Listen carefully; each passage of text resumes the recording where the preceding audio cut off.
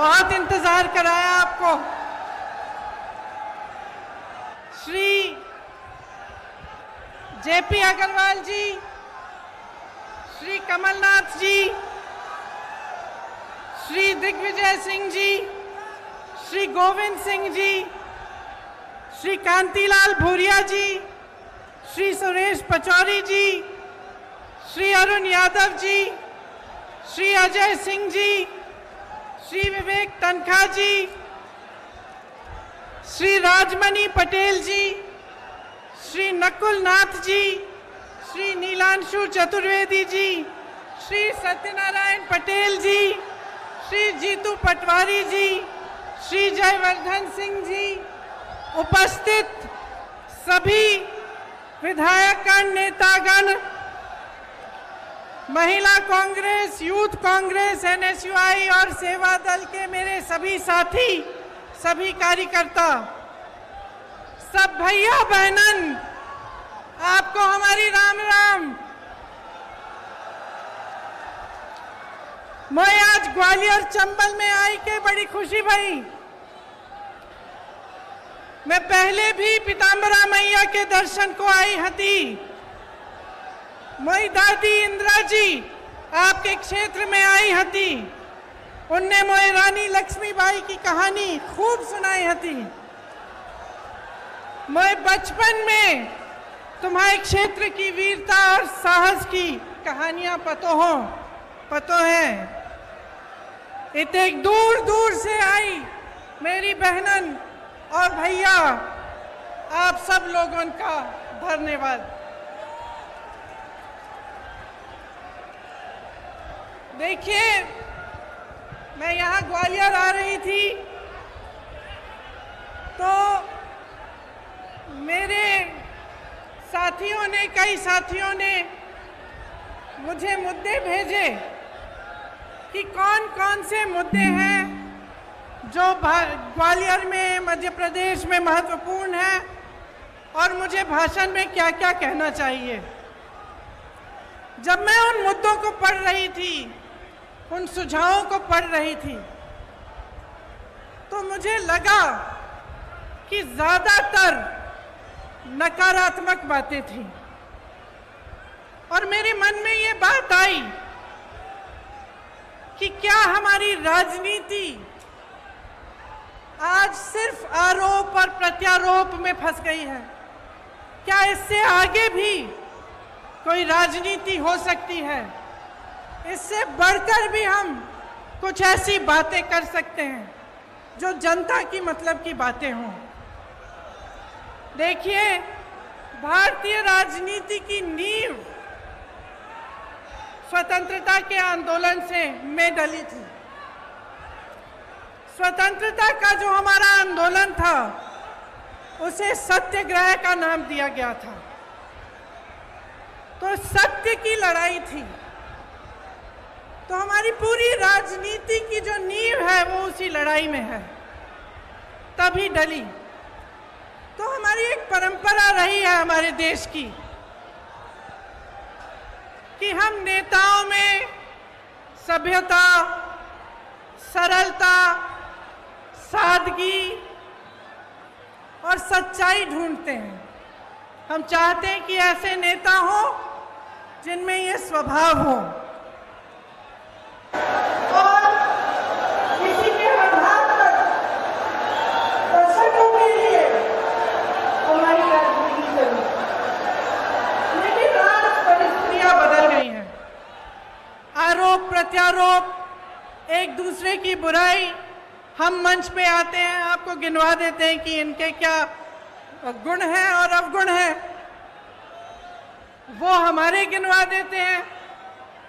और मुझे अक्सर लगता है कि इस बीच जो जनता के असली मुद्दे हैं वो डूब जाते हैं। आजकल शोहरत, बड़े बड़े बिजनेस वालों को देश की संपत्ति सौंपने की राजनीति, अहंकार की राजनीति चलती है। मैं भी जब यूपी गई तो मेरे साथियों ने बोला, दीदी बड़ी गाड़ी में बैठो। मैंने कहा क्यों? कहते भोकाल होना चाहिए। तो आजकल भौकाल की राजनीति है, शान शोहरत की राजनीति है, और कहीं पे बीच में जो जनता की समस्याएं हैं, जो सत्य है इस देश का, वो डूब रहा है। यहां खड़े होकर ये कहना बहुत आसान है, दूसरों की आलोचना करना बहुत आसान है। आखिर राजनीतिक सभ्यता को कायम रखने की सबसे बड़ी जिम्मेदारी किसकी होती है? प्रधानमंत्री की ही होती है। लेकिन 2 दिनों पहले की बात है, विपक्ष की बहुत बड़ी मीटिंग हुई, तमाम विपक्षी दल के बड़े बड़े वरिष्ठ नेता आए। उसी दिन या अगले दिन प्रधानमंत्री जी का एक बयान आया, और इस बयान में उन्होंने कहा कि जितनी भी विपक्ष के नेता हैं, जितने भी विपक्ष की पार्टियां हैं, एक झटके में प्रधानमंत्री जी ने जैसे सब धान 22 पसेरी सबको चोर बोल डाला। इतने वरिष्ठ नेता, अपने अपने प्रदेशों के प्रतिनिधि, बड़ी बड़ी पार्टियों के नेता, जिन्होंने आजीवन देश के लिए संघर्ष किया, जिनका देश प्रदेश में आदर है, जो जनता के मुद्दे उठा कर आगे बढ़े राजनीति में, उनका इस तरह का अपमान प्रधानमंत्री जी ने खुद कर दिया। और दूसरी तरफ देखिए, मणिपुर में 2 महीनों से पूरा प्रदेश जल रहा है, घरों में आग लगाई जा रही है, मार काट हो रही है, आपस में महिलाओं के साथ भयावह अत्याचार हो रहा है, बच्चों के सर पर छत नहीं रहे, और हमारे प्रधानमंत्री जी ने 77 दिन के लिए कोई बयान ही नहीं दिया इस पे। वहां पे एक्शन लेना छोड़िए, एक लफ्ज नहीं कहा। कल मजबूरी में, क्योंकि एक इतना भयावह वीडियो वायरल हुआ कि वो फिर चुप नहीं रह पाए, तो मजबूरी में कल एक बयान दिया, उन्होंने एक वाक्य बोला, और उस वाक्य में भी राजनीति घोल दी। उस वाक्य में भी उन्होंने उन प्रदेशों का नाम ले लिया जिसमें विपक्ष की सरकार है। तो मैं आपसे पूछना चाहती हूं कि ये जन आक्रोश लिखा है, ये जन आक्रोश किस बात का? ये जन आक्रोश आपके ही मुद्दों पर है कि नहीं है? और यहां खड़े होकर मैं भी इस 30 मिनट के भाषण में 10 मिनट प्रधानमंत्री जी की आलोचना कर सकती हूं। 10 मिनट के लिए मैं ये कह सकती हूं कि कितनी घोषणाएं, नकली घोषणाएं की, कितने घोटाले किए, कितने नाटक करते हैं शिवराज जी। और मैं 10 मिनट के लिए सिंधिया जी के बारे में भी बोल सकती हूं कि किस तरह से अचानक उनकी विचारधारा ही पलट गई। लेकिन आज मैं यहां आपका ध्यान भटकाने के लिए नहीं आई हूं, मैं आपके मुद्दों पर बात करने आई हूं। और आज जो सबसे बड़ा मुद्दा है आपका, मैं जानती हूं क्या है, महंगाई का मुद्दा है। सबसे बड़ा मुद्दा आज महंगाई है।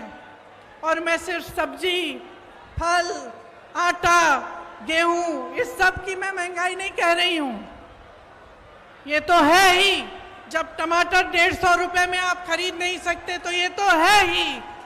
लेकिन इस महंगाई से किस तरह आपकी कमर तोड़ी जा रही है, उसकी बात कर रही हूं। मैं वो बात कर रही हूं कि जब घर में इतनी बारिश हो रही है, आजकल छत से कुछ पानी गिर रहा है, आपको मरम्मत करवानी है, वो मरम्मत महंगी हो गई है। आपको किसी के घर जाना है, कुछ ले जाना है उनके लिए, वो खरीदना मुश्किल हो गया है। आपके बच्चों की फीस भरना मुश्किल हो गया है। इतनी बारिश में जो बच्चे स्कूल पाठशाला तक जा रहे हैं, उनके लिए छाता खरीदना मुश्किल हो गया है। आपके पूरे जीवन पर एक बहुत बड़ा बोझ बन गई है ये महंगाई। तो ये सिर्फ टमाटर के भाव की बात नहीं है, ये बात आपके जीवन की है कि किस तरह आप गुजारा कर पा रहे हैं, मैं समझ नहीं पा रही हूं। मेरी बहनें यहां बैठी हैं, सबसे बड़ा बोझ इन पर है। समाज का बोझ, महंगाई का बोझ मेरी बहनें उठाती हैं सबसे ज़्यादा। आज रसोई के लिए सामान खरीदना है, तेल खरीदनी है, वो भी नहीं मिलती। गैस का सिलेंडर मिलता तो था, उसमें गैस भरना ही मुश्किल हो गया है। आज आपको खरीदने जाना है तो 1000 रुपए से कम नहीं मिल रहा। बच्चों की परवरिश कैसे होगी? सुबह उठ के आप अगले दिन का सामना कैसे करते हैं? कोई बीमार पड़ जाता है तो घबराहट उनकी भी होती है और इस बात की भी होती है कि मैं दवाई कहाँ से खरीद के लाऊं। घर पे बीमार पड़ा है लेकिन दुकान जाकर इतनी महंगाई है कि दवाई ही नहीं मिलेगी, मैं क्या करूं? आज ये है आपकी परिस्थितियां। तो इस बीच मुझे उचित नहीं लगता कि यहाँ आकर मैं फिजूल की बातें करूं, मैं दूसरों की बार बार आलोचना करती रहूं। मुझे ये उचित लगता है कि हर चुनाव में, हर प्रदेश में, हर गांव में, हर मोहल्ले में जब कोई नेता जाता है तो उसे जनता के मुद्दों पर बात करना पड़ेगा। उसको बताना पड़ेगा कि ये महंगाई क्यों है, कि महंगाई के साथ साथ इतनी बेरोजगारी क्यों है, कि एक ऐसी सरकार क्यों है आज हमारे देश में जिसने पूरी की पूरी देश की संपत्ति 1 या 2 बड़े बड़े बिजनेस वालों को बेच दी। जहां से आपको रोजगार मिलता था, उन कंपनियों को जब इन्होंने अपने मित्रों को सौंपा तो उनको मालूम होगा कि आप बेरोजगार होंगे। आपको रोजगार कहां से मिलता था? पीएसयू से मिलता था, बड़ी बड़ी जो सरकारी कंपनी थी उनसे मिलता था। आपको रोजगार खेती की कमाई से मिलता था, आपको रोजगार सेना से मिलता था, आपको रोजगार छोटे छोटे व्यापार से मिलता था। आज परिस्थितियां क्या हैं? जो बड़ी बड़ी कंपनियां हैं वो तो सारी सौंप दी इन्होंने अपने दोस्तों को। सेना की भर्ती का क्या किया अग्निवीर का आप जानते हैं। आपका ये जो क्षेत्र है, ग्वालियर का क्षेत्र, रानी लक्ष्मीबाई जी का क्षेत्र है, यहां से तमाम वीर जवान जाकर हमारे सरहद पे खड़े होते हैं। आप जानते हैं सबसे अच्छी तरह कि जब से अग्निवीर की स्कीम आई और 4 साल की सेना में भर्ती कराई गई, तब से क्या स्थिति है। मैं कुछ हरियाणा के नौजवानों से मिली, उन्होंने मुझे बताया कि ट्रेनिंग से ही लोग वापस जा रहे हैं घर। तो कहते हैं कि हम इतनी ट्रेनिंग, इतनी कड़ी ट्रेनिंग कर किस लिए रहे हैं? हम इतनी कड़ी ट्रेनिंग इसलिए कर रहे हैं कि 4 साल बाद हम बेरोजगार होकर वापस आ जाएं। और जब घर आएंगे तो सरकार ने ये परिस्थितियां बना दी हैं कि घर पे भी किसानी से चाहे जितनी भी मेहनत कर लो, इतनी महंगाई है, इतनी मुश्किलें हैं कि किसानी से भी नहीं कमा पाएंगे। तो घर आकर क्या करेंगे? वहां भर्ती के लिए तमाम नौजवान पढ़ाई करते हैं, माँ बाप मेहनत की कमाई से उनके लिए पैसे इकट्ठे करते हैं। कोई 10,000 के ट्यूशन, कोई 20,000 के ट्यूशन करता है। और फिर देखिए पटवारी के इम्तिहान में किस तरह से घोटाला हो गया। तो इन चीजों का समाधान क्या है? आज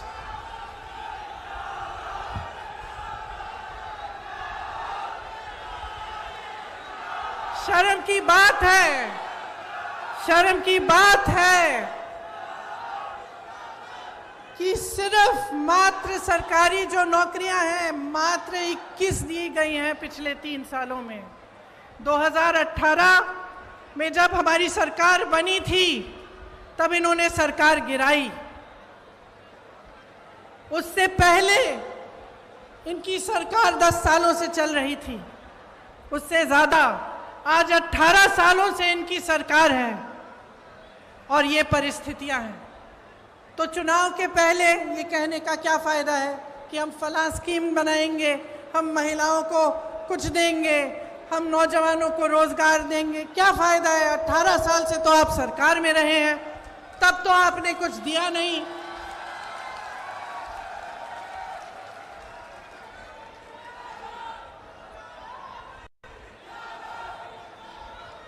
तो ये परिस्थितियां हैं, ये सच्चाई है।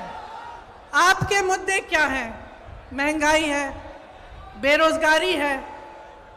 जिस तरह से ये घोटाले पे घोटाला होता जा रहा है, जिसकी बड़ी लंबी लिस्ट है यहाँ मेरे पास, निकालते हूँ क्योंकि इतनी लंबी है कि इतने सारे याद भी नहीं रह पाते। खैर, निकाल के बाद मैं बताऊंगी, दिख नहीं रही।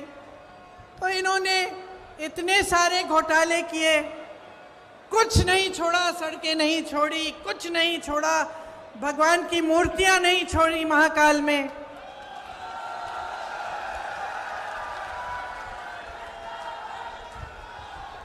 देखिए,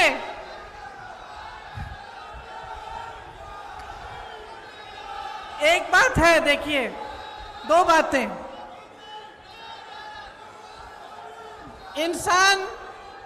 इंसान की जो नींव होती है ना, उसी तरह की नियत होती है, और उसी तरह से जो सरकार होती है, उसकी जो नींव होती है, उसी तरह की नियत होती है। ये जो सरकार इन्होंने हमारी सरकार गिरा के बनाई, इसकी नींव ही गलत थी। पैसों से खरीदी सरकार है। तो इसकी नियत, इसका नतीजा क्या है कि इसकी नियत ही खराब है। शुरू से सिर्फ लूट, सिर्फ घोटाले में ध्यान रहा है। ऊपर से 18 साल से सरकार चली आ रही है। अब आप बताइए, 18 सालों के लिए जिसके पास सत्ता होती है, उसको क्या होता है? 18 सालों से सत्ता में रहने से अहंकार होता ही होता है, और इस कदर होता है कि जो आसपास के अधिकारी होते हैं, जो साथी होते हैं, वो भी सच्चाई नहीं बताते। तो 18 सालों में नेताओं की ये आदत अक्सर हो जाती है कि वो सोचने लगते हैं कि सत्ता तो हमेशा ही उनके साथ रहेगी, और जब हमेशा सत्ता साथ रहेगी तो काम करने की क्या जरूरत है भैया? कोई पूछने वाला तो है नहीं। जब समय आएगा ध्यान भटका देंगे, जब समय आएगा दूसरी बातें कर लेंगे, जिससे जनता के जज्बात जुड़े हुए हैं। फिर से जनता भूल जाएगी कि महंगाई है, जनता भूल जाएगी कि बेरोजगारी से मर रही है, जनता भूल जाएगी कि किसान खेती नहीं कर पा रहा, कुछ खरीद नहीं पा रहा, पेट्रोल डीजल के दाम इतने बढ़ गए हैं, और फिर से हमें वोट मिल जाएगा। 18 क्या 5 साल और हम सत्ता में रहेंगे, हमें कुछ करने की जरूरत नहीं है। और आज मध्य प्रदेश में यही परिस्थितियां हैं। सत्ता की वजह से अहंकार है, सत्ता की वजह से आलस है, और सुन लीजिए, सत्ता का स्वभाव है कि वो इंसान की भी असलियत उभार देती है। ये सत्ता का स्वभाव है। आप सत्ता को एक नेक इंसान के हाथ में दो, वो भलाई करेगा, आपकी सेवा करेगा। आप सत्ता को गलत इंसान के हाथों में दे दो तो इसी तरह की लूट मचेगी जो आपके प्रदेश में आज मच रही है।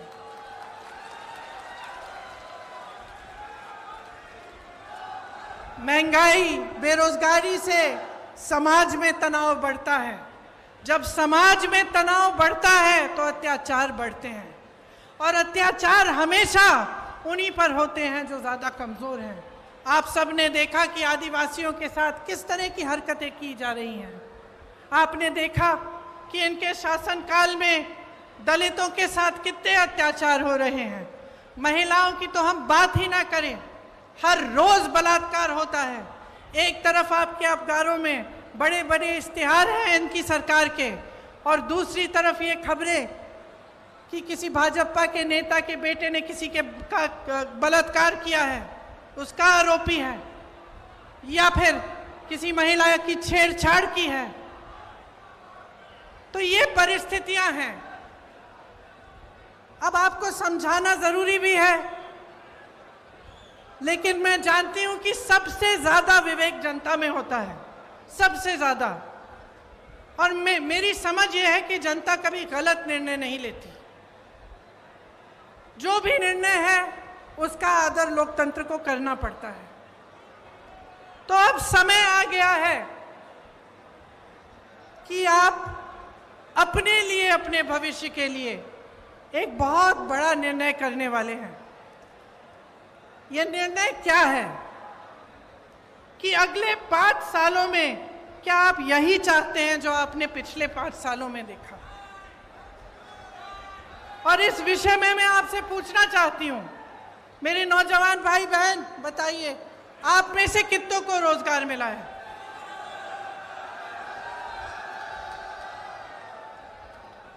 मेरे किसान भाई बहन यहां हैं, आपकी जिंदगी बेहतर हुई है कि नहीं?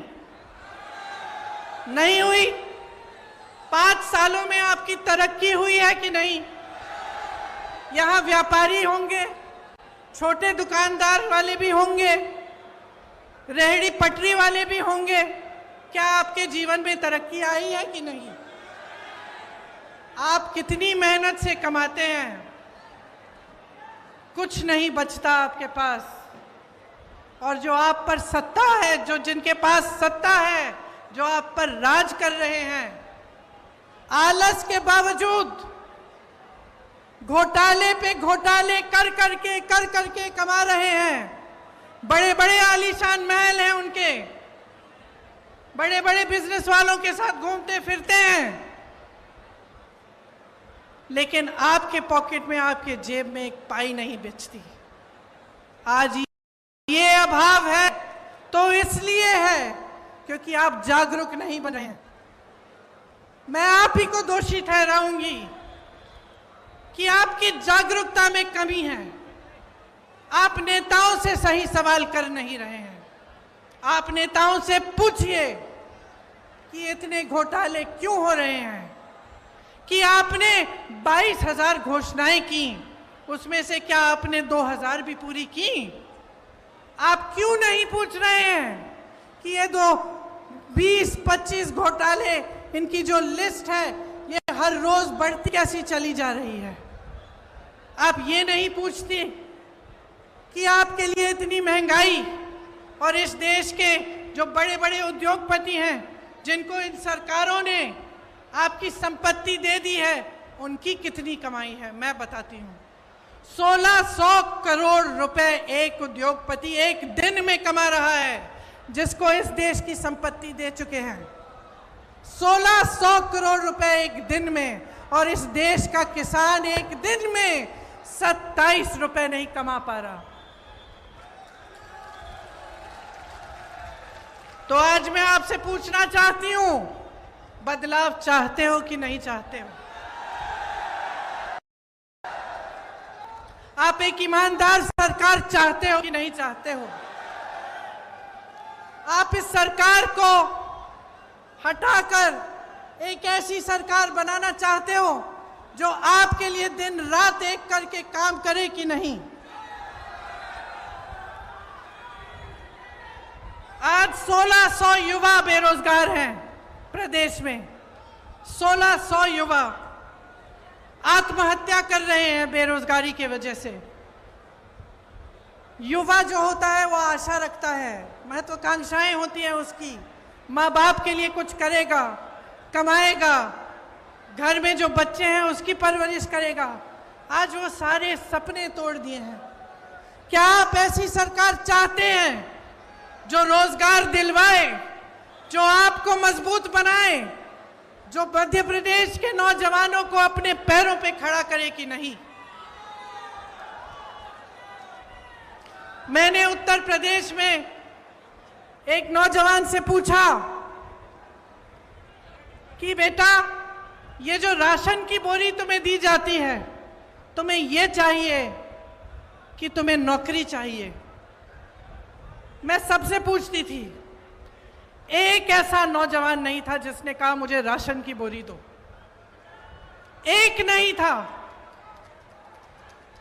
जितने भी नौजवान थे, चाहे जितने गरीब हों, चाहे छोटे छोटे से घर में रहते हों, वो सब कहते थे हमें रोजगार चाहिए, हमें नौकरी चाहिए, हम अपने पैरों पे खड़े होकर अपने परिवार के लिए खुद कमाना चाहते हैं। और इस सरकार ने आपको निर्भर बनाने का काम किया है। आपको राशन पर निर्भर करेंगे या आपको अपनी फालतू की स्कीमों पर निर्भर करेंगे जिसमें आपको कुछ मिलता भी नहीं है, लेकिन आपको रोजगार नहीं दिलवाएंगे, आपको अपने पैरों पर खड़े होने का काम नहीं करने देंगे। इसीलिए कांग्रेस जो है वो आपके लिए कुछ वादे, कुछ गारंटी लाई है। जब मैं कहती हूं कि कांग्रेस गारंटी देगी, तो मैं इस आधार पर कहती हूं कि हमारी जहां जहां सरकारें हैं, वहां वहां हमने जो गारंटी दी वो निभाई जा रही हैं। चाहे आप मध्य प्रदेश में, चाहे आप कर्नाटका में, चाहे आप हिमाचल प्रदेश में, चाहे आप राजस्थान में देखें, तो जो वादे किए थे वो निभाए जा रहे हैं।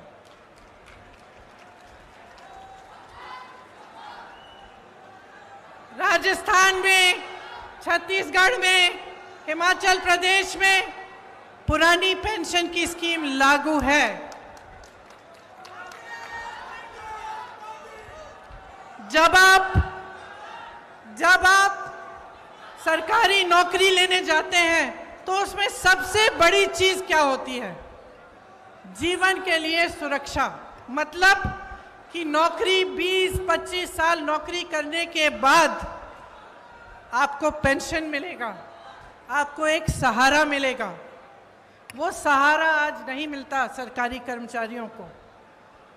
सरकार कहती है पैसे नहीं है इसके लिए। तमाम सरकारी कर्मचारी परेशान हैं।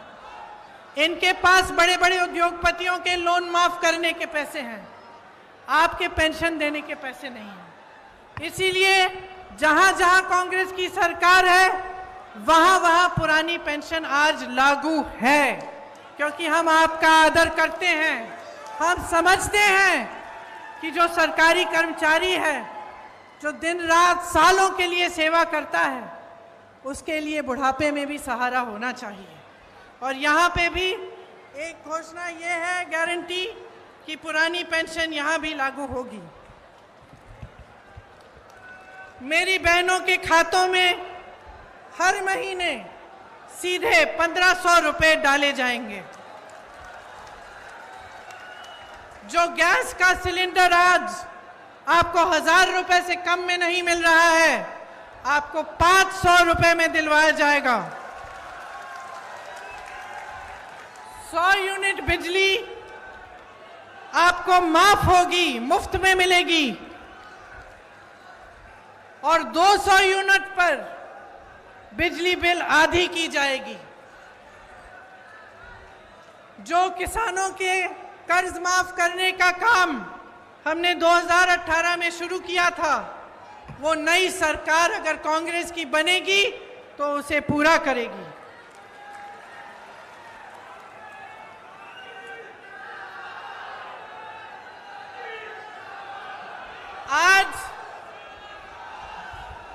आज छत्तीसगढ़ में कांग्रेस की सरकार है, 2600 रुपए धान मिल रहा है। 2600 रुपए आपको मिलते हैं धान के लिए। जहां पे हिमाचल में हमारी सरकार है, वहां जो वादे किए उनको पूरा करने का काम शुरू है। कर्नाटका में कहा था कि महिलाओं को बस में यात्रा मुफ्त में मिलेगी, आज महिलाएं मुफ्त में यात्रा कर रही हैं। तो इस बार मध्य प्रदेश में मुझे लगता है कि प्रचंड बदलाव की लहर है। और मैं आपसे आग्रह करती हूं कि प्रचंड बहुमत से आप इस बार कांग्रेस को जिताइए। एक ऐसी मजबूत सरकार बनाइए जो न खरीदी जा सके न गिराई जा सके, जो 5 सालों के लिए दिन रात आपके लिए काम करे और आपके ही भविष्य को मजबूत बनाए।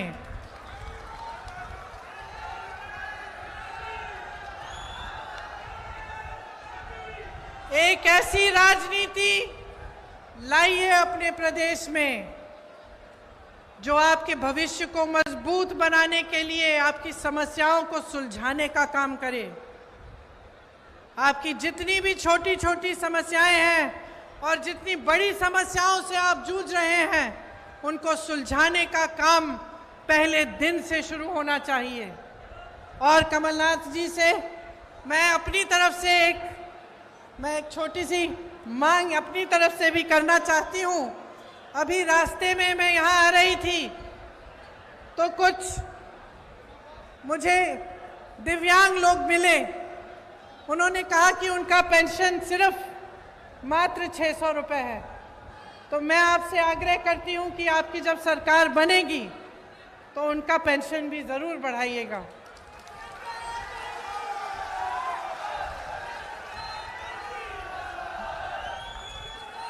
देखिए, ये ग्वालियर चंबल की धरती है। जैसे मैंने कहा, झांसी की रानी की धरती है। बड़े बड़े यहाँ से महापुरुष हुए, अपने क्षेत्र के लिए, अपने देश के लिए, अपनी जनता के लिए जी जान एक की।